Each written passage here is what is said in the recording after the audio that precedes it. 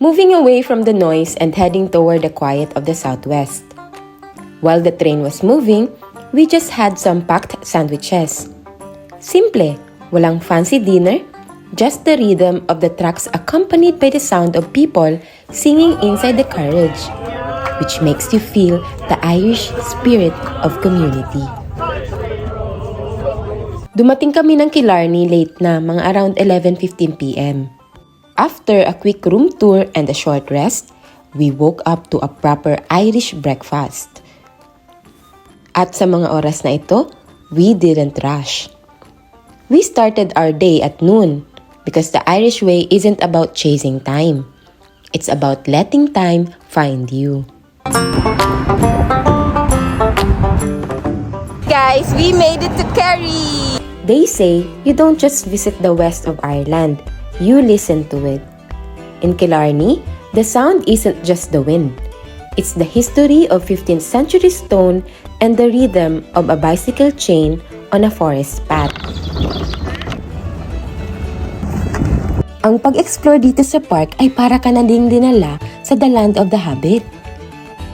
Everything is so deep, so green. We stopped for a moment in this wood which was full of trees and emerald green moss. Pag tinignan mo to, you'd think creatures from myths live here. And speaking of myths, have you ever wondered why there are no snakes in Ireland? Sabi nila, Saint Patrick chased them all into the sea. Pero scientifically, the Ice Age kept them away.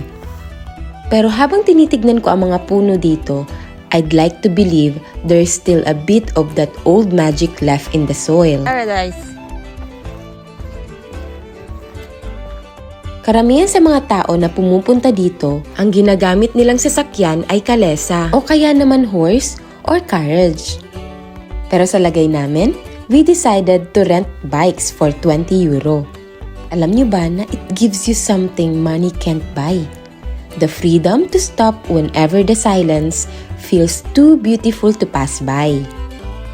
Medyo challenging yung trail, especially when it brings you uphill. But that's the point. There's a certain virtue in endurance. In this fast-paced world, we're used to getting everything instantly. Pero dito, you have to earn the view. You have to put in the work to see the heart of the park. As we cycled through Killarney, you realize that the mountains don't try to impress you. They just are.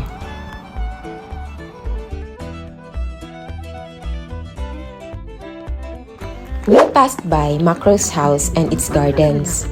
It's a reminder of how we try to landscape nature. But nature always wins. At pagkatapos, natagpuan namin ang Look Lane.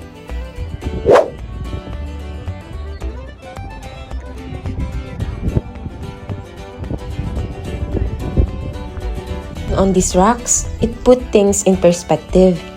We are actually a tiny speck in the world. Pero ang pagiging maliit ay hindi masama. It just means there's so much more to discover.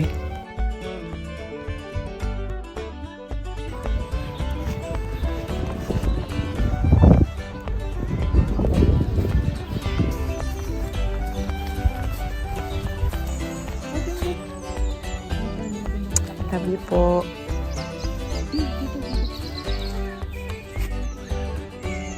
Yan, oh. Kala.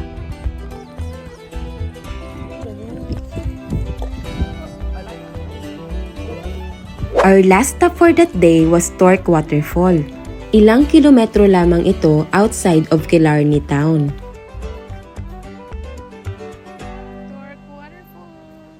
At 20 meters high, it's a powerful force of nature, especially after the Irish rain. But like many things in Ireland, this place isn't just about the scenery. Its name tells a story. Sa Irish, ang ibig sabihin ng Torque ay wild boar. And the legends here are as old as the mountains themselves. Merong kwento na nagsasabi na isang lalaki ay isinumpa ng isang devil to transform into a wild boar every single night. He lives in a hidden cave right behind these falling waters. At nung nadiskubre ang kanyang sekreto, ang sabi ay umapoy na lamang ito and disappeared into the glacial lake above us. Whether you believe the myths or just come for the mist on your face, Torque Waterfall reminds us of that quiet wisdom we talked about. It's a place where the history of the land and the mystery of the spirit meet. A perfect balance of movement and silence. At bago kami bumalik sa sentro, nakaramdam kami ng gutom. We just grabbed some bread and flavored water from Super Value. We ended the night in Killarney Town Center, in a small Italian restaurant. A warm Italian spaghetti to celebrate the endurance of the day. The next morning, to continue our Killarney adventure, we visited Ross Castle.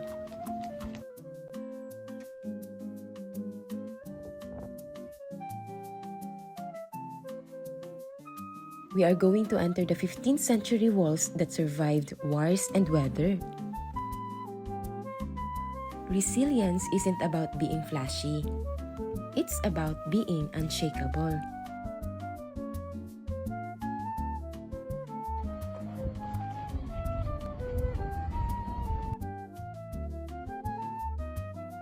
What can we also learn about this is strength is found in what lasts, not in what glitters. Just like the 15th century stone of the castle that survived siege after siege, true strength is often quiet and withered. Ross Castle stands not as a monument to power, but to endurance. For me, the lesson is simple. You don't need to be the loudest in the room to be the strongest. You just need to remain.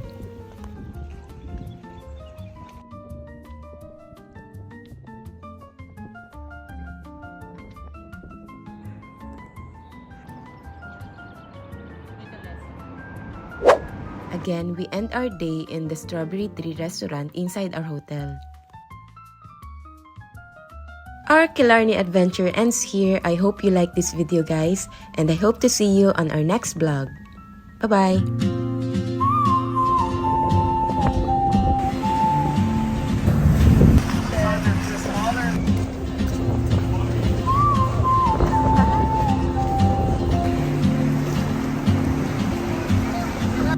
She moves like a map with no borders.